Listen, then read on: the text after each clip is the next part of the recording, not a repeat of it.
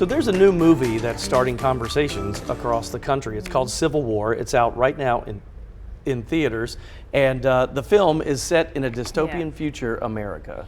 Yep, that is correct. We had to step out because we just wanted to make sure you could see this. Yeah, you could see that. So for the first time, we get a look at what a civil war is like from the perspective of journalists. WFMY News 2's Manning Franks got a sneak peek of the film and has your News 2 movie review.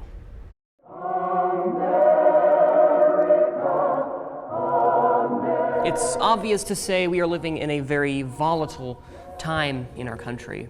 And in the new A24 film from director Alex Garland, that's been personified in a fictitious second American Civil War. Now, obviously, it's already been divisive, but unlike other movie watchers, I'm providing a perspective as both a journalist and a film critic. So, grab your cameras, and I hope that I can provide a unique perspective. Let me know if you want to try anything on. I guess aware there's like a pretty huge civil war going on all across America. We just try to stay out. With what we see on the news, seems like it's for the best. In an alternate future, not too different from our own, the United States of America has been plunged into a second civil war. What kind of American are you? In hopes of getting the only story that matters to them, a team of military-embedded journalists traversed their way to Washington, D.C. in hopes to interview the fascist president of this war-torn country. God bless America. So I'm not here to talk politics. No, you can save that for the Thanksgiving table later this year. But it's hard not to bring in one's own preconceived notions with a film titled Civil War, especially when the movie gives you zero context for the nature of things happening in this alternate future.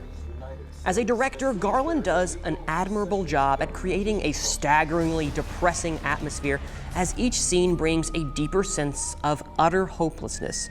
If anything is certain about Civil War, it's that there are no winners. Not either side, not the journalist, and certainly not the audience. The striking images of Americans turning on each other, or even Americans staying as refugees in an abandoned football stadium, or even American soldiers storming the White House, these are all visual heavy hitters for the film, which it needs because the script certainly isn't going to do that heavy lifting.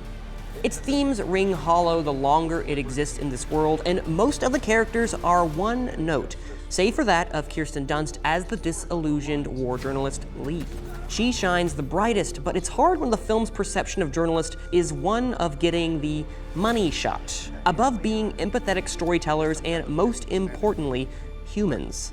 I will say, though, certainly it is a fascinating talking point, in fact, that it serves more so as a personal litmus test for perspective rather than it does at telling a satisfying story on America as a divided nation. It is drenched with nihilism from beginning to end, and while I feel like it's confused in what it's trying to say to the audience, it's undeniable in the fact that you will leave affected in some way. I'm giving Civil War a for you to decide. You can see it only in theaters.